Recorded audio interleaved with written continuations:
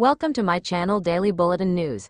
Abe finally figures out who's stalking body and soul, but not before the entire cast is taken out.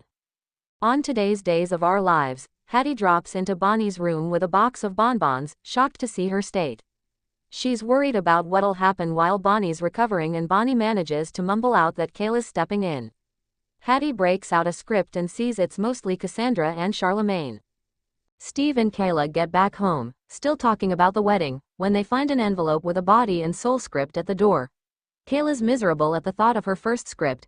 She starts going through it and sees that all her scenes are with Hattie, so she asks Steve to run through lines with her. They start going through the lines, as Hattie and Bonnie do the same in the hospital. They all get to the point where Cassandra shoots Charlemagne dead. Again. Cue a red X being crossed over Hattie's photo. Steve and Kayla are a bit confused that Charlemagne's dying so soon after coming back. And then they see that Cassandra dies, too. Hattie, meanwhile, calls Leo to chew him out, but it goes to voicemail, so she heads out to confront him directly. Kate and Abe go through the scripts at the body and soul offices when Kate brings up the potential mess of Alex and Joy dating.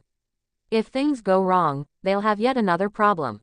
Stephanie pops in as Kate goes off about how Alex was just sleeping with her. They're shocked to see her, so she gives them a quick rundown of Jada's wedding blowing up. But she stopped by to let them know she took care of all the press releases, and she's quitting. She's already reached out to her friend, Andrea, to take over, but she and Alex want to be together, so this is what she needs to do. She'd rather be with Alex than the show, even knowing that he's with Joy right now. At least she's trying. Joy and Alex, meanwhile, wrap up a roll in the hay, with her then jumping into talking about how much more chill work has been without Chanel there judging her. Then it's time to look over the body and soul script that popped up in an envelope. Joy's shocked to see that Raven's set to die in childbirth. Elsewhere, the stalker crosses off a photo of Joy. Alex thinks there's some mistake, so he goes through himself only to find that Arrow dies too, and his photo is crossed out. But then Alex sees that the episode is for April 1st, so it must be an April Fool's Day episode. Joy doesn't think so, but she's okay with being fired. This job has been a headache from the start. Alex is the only good thing to come out of this. Joy suggests a Valentine's Day trip to New York, but Alex balks at the thought of meeting her parents. He thinks back to his talk with Stephanie telling her he and Joy weren't official. This might be a bit too fast, he tells Joy, snapping back to the present. She double-checks that he wants to celebrate Valentine's Day with her. Yeah, of course. Then he gets a text from Stephanie and makes an excuse to head out, despite Joy's invitation to stay. Over at the DeMera house, Johnny's telling Seth on the phone how much he misses Faith. That's when Chanel walks in with an envelope that she says was left at his front door. He hangs up with Seth and Chanel says she came to talk to him about them.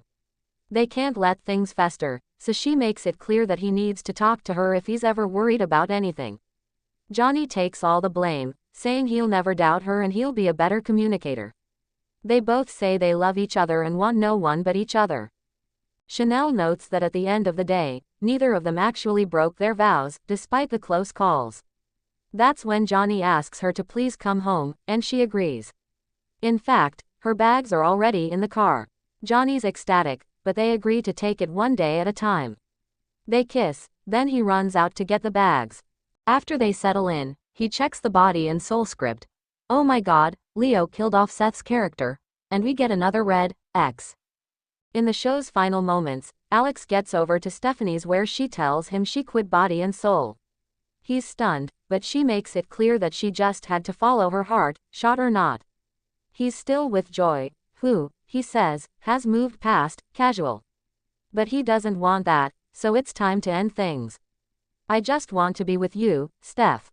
Abe and Kate lament Stephanie's quitting, where she bemoans how many problems they've had since Bonnie's curse. Abe tells her to get some rest while he finishes scheduling. Kayla, meanwhile, worries that Cassandra being killed is her fault, so she calls Abe to ask about it. She gets shot by a cat? Is that her fault? Stay tuned and subscribe the channel.